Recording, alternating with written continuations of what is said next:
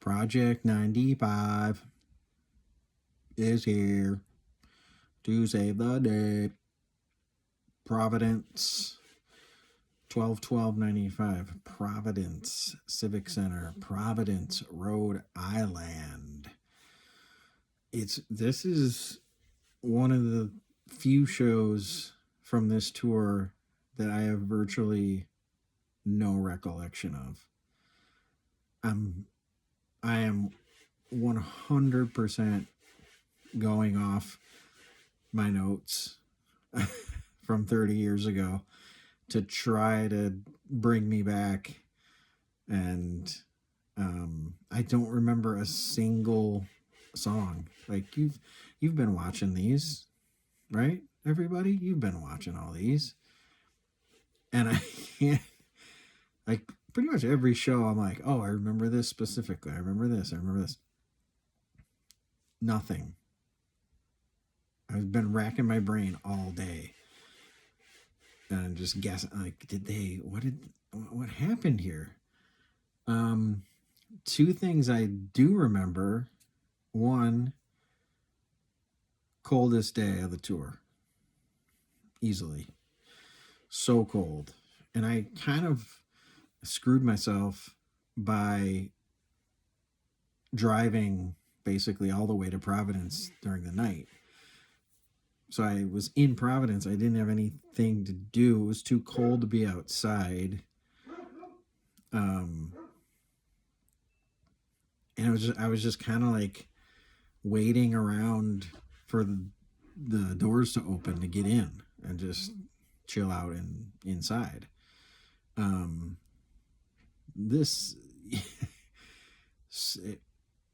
That's pretty much what I did. I pretty much just kind of hung out in my car with the heat on.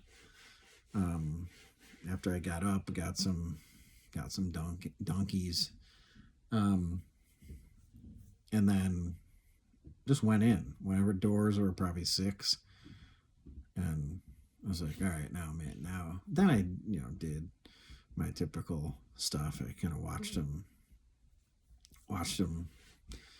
run sound checks and stuff, all the tech guys, and watch Kuroda do his thing, kind of wandered around,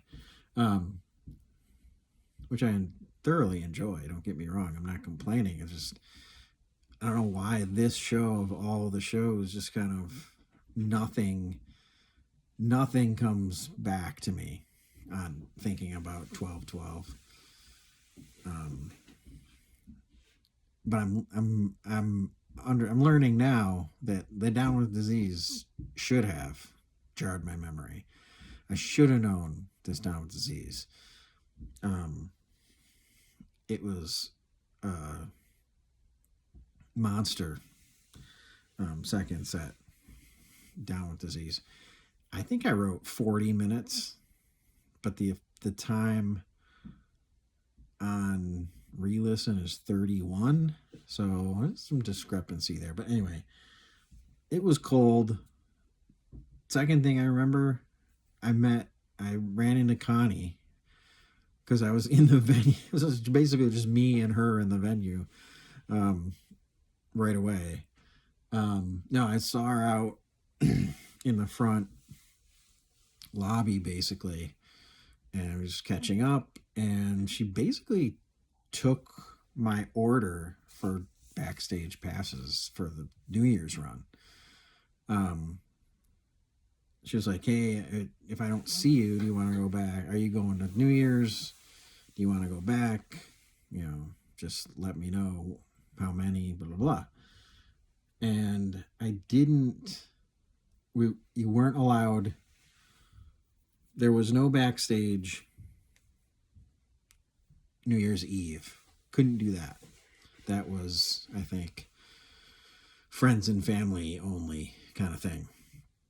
So I thought about it, and I'm like, I don't even know if this was, I got 2 passes for the 28th, December 28th in Worcester, and 2 passes for December 30th at MSG.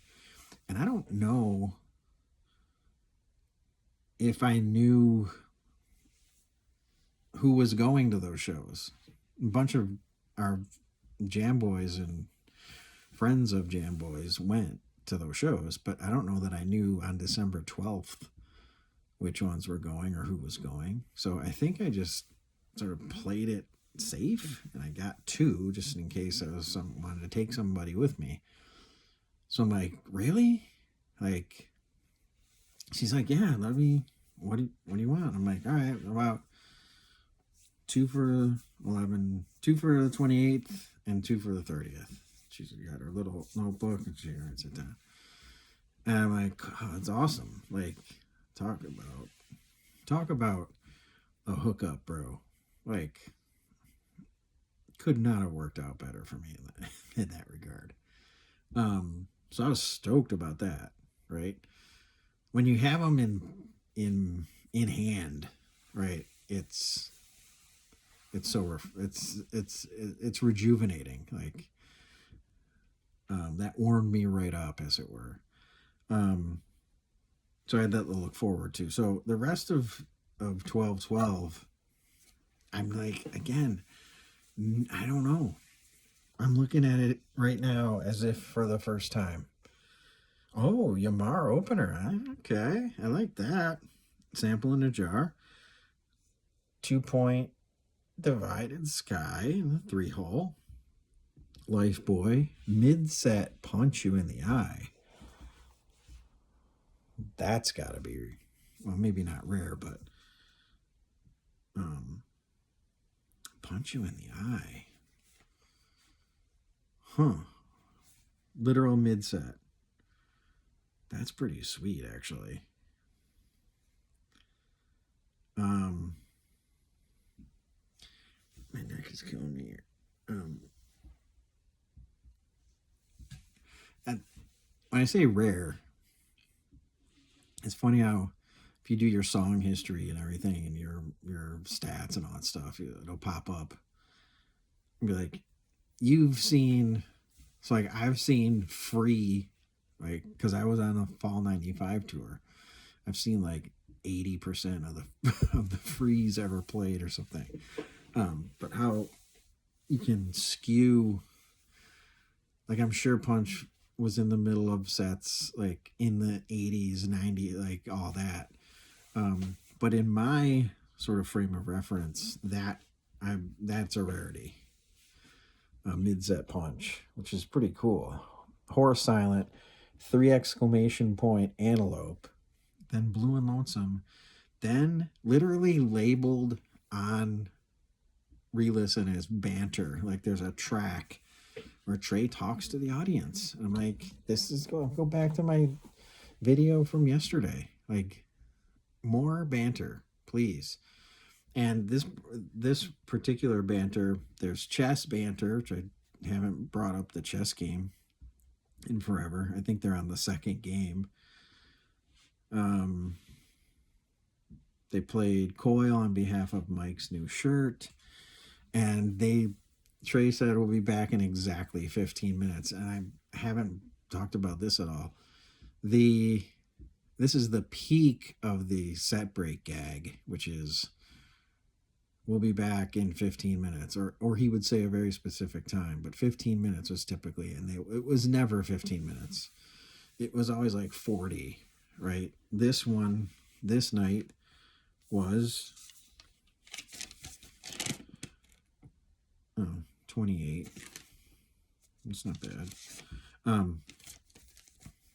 But that was Trey's, it became this running joke about the set break and why does he say a time when it's never the time that he says it's going to be. And then they do a nice little Coil, but this show, and I'm listening to it right now, this show is built around this Down with Disease. 5 exclamation points on that bitch. See it? 40 minutes. I must have counted the insanity that ensued as part of Down with Disease, and maybe they didn't. And then I have it segueing into lizards. So this is perfect. Let me talk about segues for a minute. I am a segue traditionalist. I see on Fishnet, I see on Phish from the Road, I see on different like old tapes and CDs circulating, people just getting frivolous with their segues. The segue has to be a song directly into another song. It can't be they're playing the song and then it kind of devolves into kind of just some noise, or it's real quiet and then a song kind of they start a new song basically.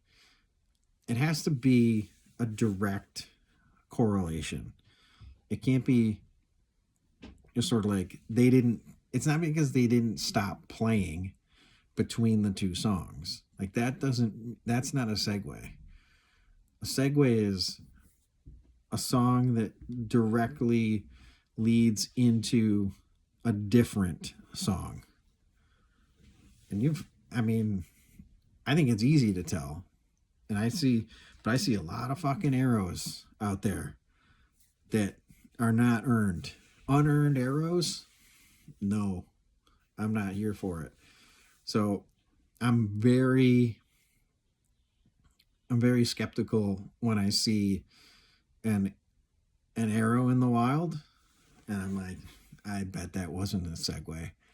I bet that was just like they started a new song.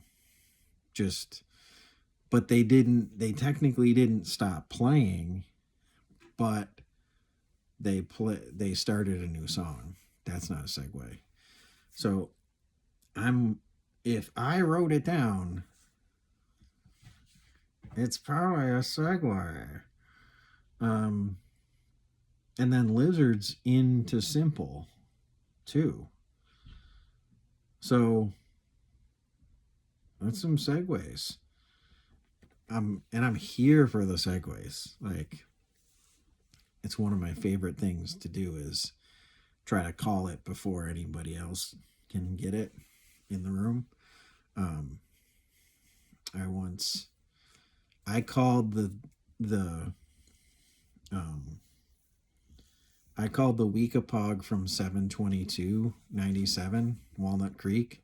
You know how they completely just dismantle Mike's song down to nothing, and it's super slow tempo, and then it's a boom boom boom boom boom boom boom bam boom boom.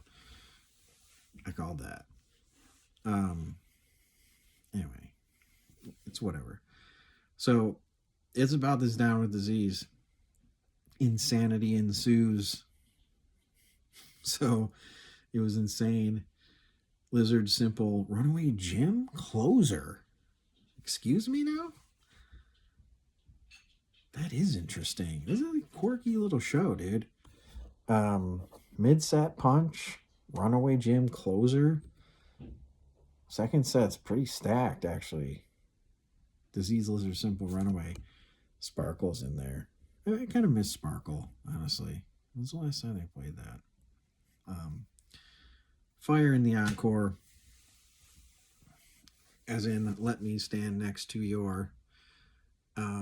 So this ended up being kind of a little treat for me, because I really didn't have any just sort of strong memories from this night.